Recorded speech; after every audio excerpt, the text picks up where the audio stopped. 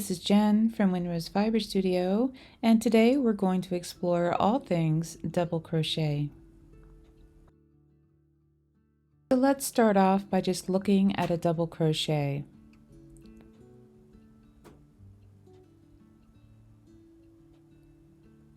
So to make the double crochet, you yarn over, insert your hook into the next stitch, yarn over, pull up a loop, then yarn over, pull through 2, yarn over, pull through 2.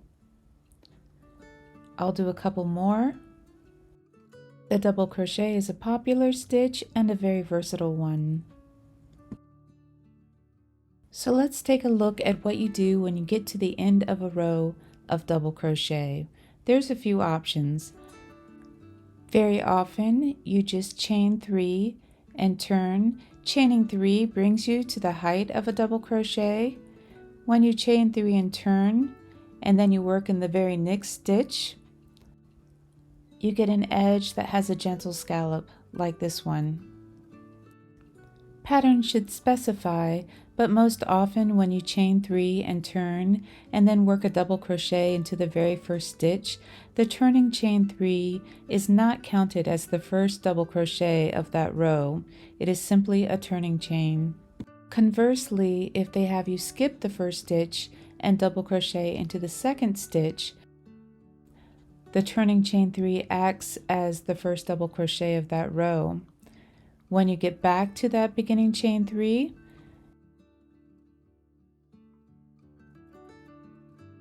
they will often have you work your last double crochet into the top of the beginning chain 3. This can be a little challenging, and one of the downsides of this method is that it leaves a small gap in your fabric. Another method used for turning when working with double crochet is to chain 1, turn, work a single crochet into that first stitch,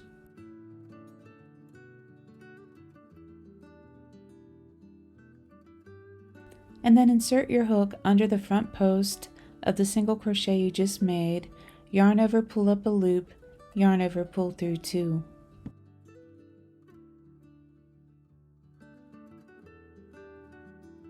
This brings the single crochet to the height of a double crochet and also gives you a nice stitch to work into.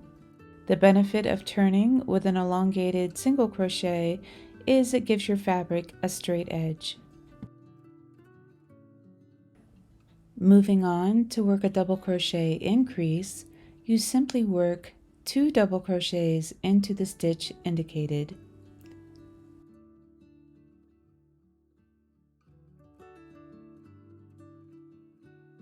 I am about to release a tutorial for a pattern that requires a 3 double crochet increase.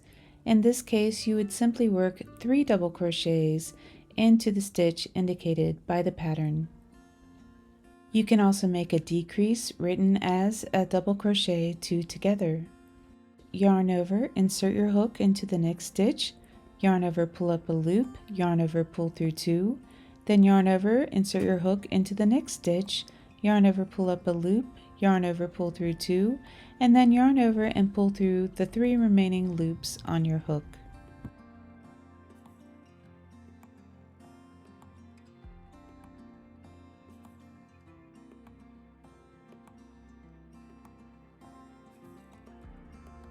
If a pattern requires you to double crochet 3 together, you yarn over, insert your hook into the next stitch, yarn over, pull up a loop, yarn over, pull through 2, 3 times, and then you yarn over and pull through all the remaining loops on your hook. Sometimes it will be indicated that you should work your double crochet only in the front loop or the front loop only of the next stitch. So instead of going under both loops of the next stitch as you would normally do, you just insert your hook under the front loop. This leaves the back loop of that stitch unworked. Similarly, a pattern may call for you to work in the back loop or the back loop only of the next stitch. Let's look at how to work a front post double crochet. To do this, yarn over. Instead of going into the stitch, go from front to back around the post of the stitch indicated. Yarn over, pull up a loop, and then yarn over, pull through 2, yarn over, pull through 2, just as you would in a typical double crochet. I'll show you a couple more. Front post double crochets create a stitch that is more raised and adds texture to your fabric.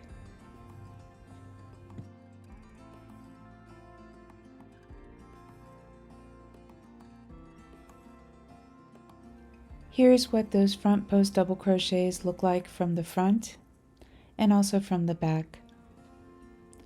To work a back post double crochet, you're going to go from back to front around the post of the stitch indicated. Yarn over, pull up a loop, yarn over, pull through 2, yarn over, pull through 2. So it's still a typical double crochet, just rather than going into the stitch, you're working around the post of the stitch indicated. The back post double crochet might feel a little more awkward. You can turn your fabric towards you just a little bit to make it easier to see. Here's how those back post double crochets look from the front and from the back of your fabric. Extended stitches seem to be gaining popularity. To work an extended double crochet, insert your hook, pull up a loop, then yarn over, pull through 1 loop on your hook, then yarn over, pull through 2, yarn over, pull through 2. This makes a double crochet that is just a little bit taller than your typical double crochet.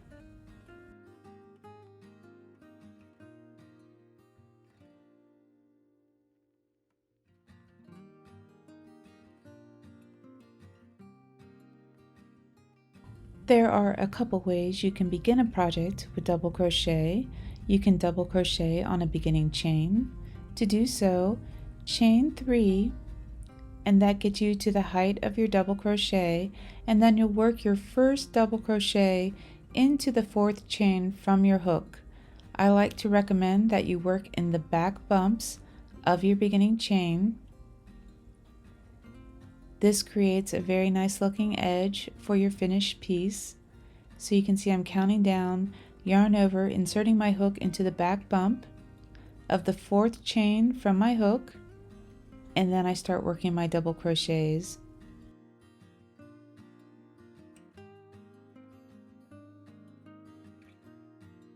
And then I go into the next back bump, and I'll continue working this way across my beginning chain.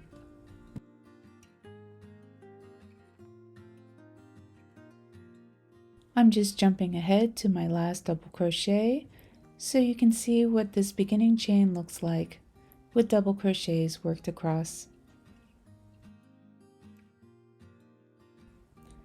You can see that the bottom edge looks just as nice as the top. Now for my favorite way to start any double crochet project. Let me show you how to make a foundation double crochet. I have slowed down the video because this is a little bit more challenging. So we're going to start by chaining 3. Notice that I'm kind of holding on to that first chain, and that's just to make that stitch easier to work into. So I chain 3, and then we're going to yarn over, and then we're going to work into the back loop and the back bump of that 3rd chain from our hook. There it goes to the back loop and the back bump.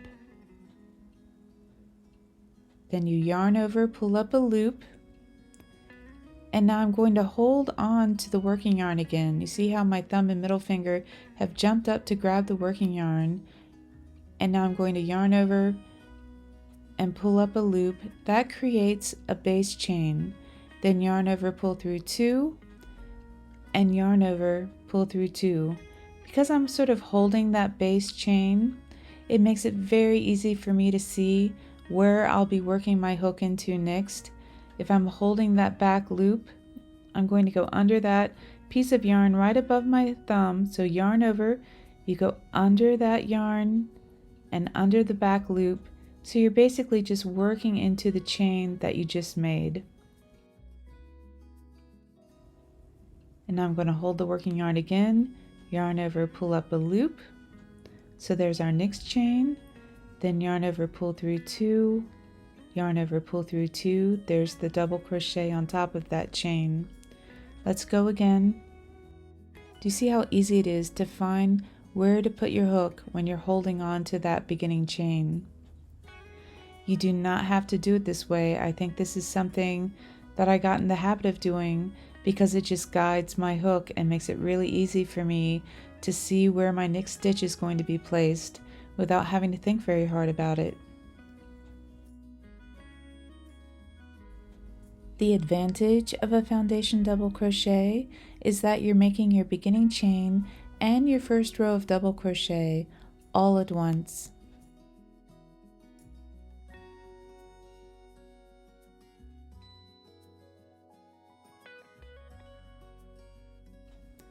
In addition, the foundation double crochet helps to create a first row that has a very similar tension and amount of stretchiness as the last row of your project. Now, if you don't want to hold on to the working yarn like I was just doing, let me show you what that looks like. Yarn over, and you're just going to go into the last chain stitch that you made. There's my chain, and then here's the double crochet. Then I go yarn over again and work into that most recent chain. You're working exactly the same stitches. I just think it takes a little more practice to get used to where you're placing your hook.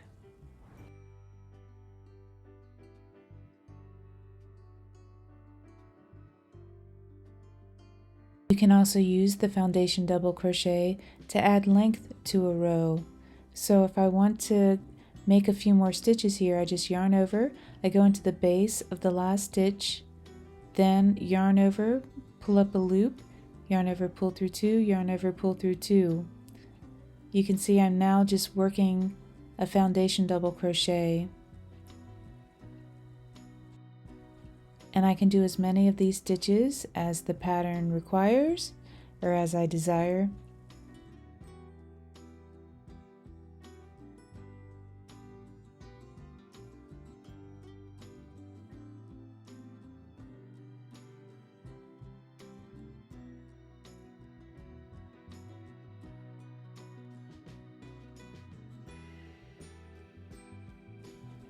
And you can see how the ability to add on to your rows can create all sorts of shaping. This can also come in very handy if you've just worked double crochets across a beginning chain and then you realize that maybe you miscounted and you actually need a few more stitches on this beginning chain. No worries, we're just going to use the foundation double crochet to add a few more on. So yarn over, go back into that last chain, yarn over, pull up a loop, and now hold on to that working yarn, yarn over, pull through 1, yarn over, pull through 2, yarn over, pull through 2. That's the beginning of the foundation double crochet, and now you can just work as many additional stitches as you need.